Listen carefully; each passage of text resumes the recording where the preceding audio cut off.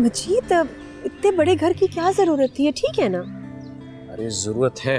सबसे पहले तो तुम दो शुक्र अदा करो अल्लाह के। पहला ये कि मेरी डूबी हुई रकम तर गई। शुक्र। दूसरा ये कि किराए के घर से तुम्हारी जान छूट जाएगी, मेरी जान छूट जाएगी।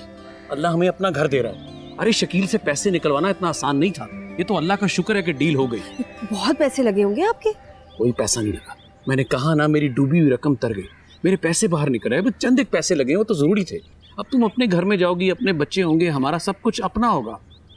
मजीद, लेकिन घर बड़ा है, मैं अकेले कैसे संभालूंगी? आप छोटा घर भी तो ले सकते थे ना। एक मिनट, हमारे दो बेटे हैं तो दो बहुएं आएंगी। तुम इस तरह क्यों नहीं सोचती हो? शादियां होंगी, भरा भरा घर होना चाहिए। अरे ये घर भी छोटा पड़ जाएगा। अब समझ आई? मैंने सोचा ही। तैयारी करो, तो मैं घर दिखा कर आता हूँ। ठीक। अपना घर।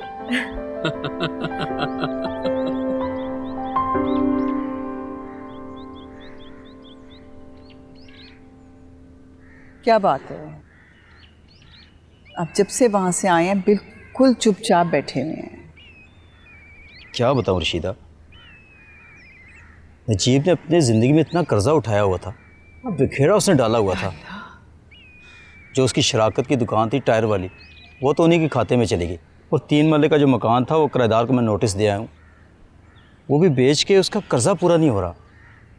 और जब से लोगों को पता चला कि नजीब का इंतकाल हो गया, सबके सब अपना पैसा मांगने चले आ रहे हैं। वो तो भला हो नजीब के मुलाजिम शकूर का, वो कुछ लोगों को जानता था, वही मुझे उनके पास ले गया था। तो कुछ दिया उन्होंने? शीदा, किसी के मरने के बाद कर्जा कौन देता है? बहुत से लोग तो मानने के लिए तैयार ही नहीं कि उन्हें नजीब का पैसा भी देना था। और वो लोग जिन्होंने नजीब से पैसे लेने हैं वो बड़े बदमाश हैं। उन्हीं में से एक आया था नजीब को धमकी देने। उसके बाद ही नजीब की तबीयत ख़राब हो गई थी। अल्लाह बेहतर करे। रोना तो इसी बात के मजीद भाई, अम्मा को पोता चाहिए था, लेकिन बेटी होने के बाद अम्मा के सारे ख्वाब अधूरे रह गए। लेकिन अब शाखरा का क्या होगा, और इस बच्ची का क्या होगा जिसने अभी दुनिया में आंख खोली? लेकिन मुझे खुद समझ नहीं आ रहा कि मैं क्या करूं। मेरे तो हालात भी ऐसे नहीं है कि उनको मैं अलग से घर लेके दे सकूं। अगर आप कहें तो मैं आपकी फैमिली के लिए अलग से कोई इंतज़ाम कर देता हूँ। मेरा मतलब है रिहाइश वगैरह। ना ना मजीद भाई, मैं आपका एहसान नहीं ले सकता। आपका मेरा रिश्ता ऐसा है, और वैसे भी अम्मा को मैं इस उम्र में अकेला नहीं छोड़ सकता। लेकिन फैसला तो आपको लेना ही होगा ना। अच्छा, तो फिर आप ही कुछ बताएं, मैं क्या करूं? देखिए खुर्रम भाई, आपको अपनी बच्ची और बेगम के लिए कोई ना कोई कदम तो उठाना पड़ेगा। अगर आप नहीं सोचेंगे तो उनके बारे में और कौन सोचेगा?